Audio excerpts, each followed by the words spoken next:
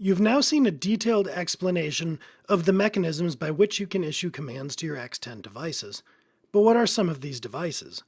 You've seen and used the transceiver module with its outlet receptacle, but I'll cover some other ones here. First up is the X10 appliance module.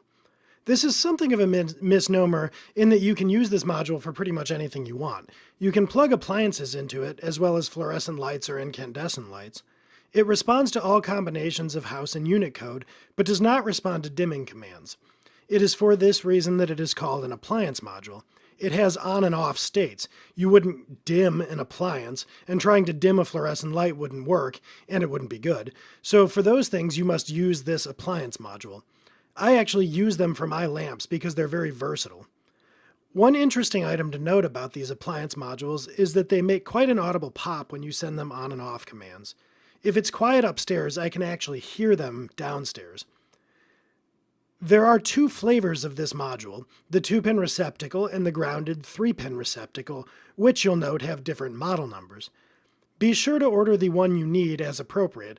It would be a bummer to have a grounded device and see a 2-pin receptacle module that you'd ordered arrive in the mail. The lamp module looks just like the appliance module, but it's, well, for lamps. Specifically, it's for incandescent lamps, and because it targets incandescent lamps, it's capable of supporting the dim and brighten commands.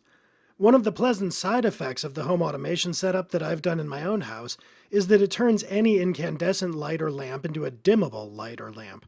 And even cooler than that, the mechanism by which these work is to turn on the lights with a very slight hesitation, creating the feel of the room brightening noticeably instead of a hard switch from off to on and back again. These modules allow for this effect, but take care that you plug only incandescents into them. This module is available only in the 2-pin. There is no grounded version. Finally, there is the plug-in module, or the socket rocket. I'm honestly not making that up. Search for the model number online and you'll see for yourself that's what it's called.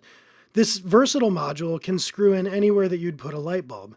It is intended only for use with incandescents, and I do not recommend that you try it with CFLs, but I have read rumors or accounts that people have been able to do this non-intended use. I want to be very clear, try this at your own risk. I am not endorsing it, nor have I tried it myself.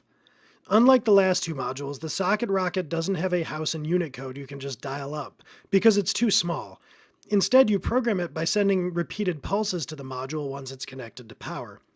The details of that are beyond the scope of this course, but instructions will come with the device when you order it, and you can also find guides online, including a post on my own blog about this. This is a really cool little module that you can do interesting things with. It's perfect if you want to automate lights that are annoying or hard to reach. It is also allows for some interesting possibilities, like letting you, say, turn on half the lights in a chandelier or ceiling fan or something like that. A weird gotcha of the socket rocket is that if you remove the power to it, the device will forget what state it was in. For instance, if you use your home automation to turn the socket rocket on when it's controlling a desk lamp, and then you physically turn the lamp off, the bulb will stay off even when you physically turn the lamp back on. The reason being, the socket rocket lost power, and thus lost track of its previous state, so it defaulted back to off.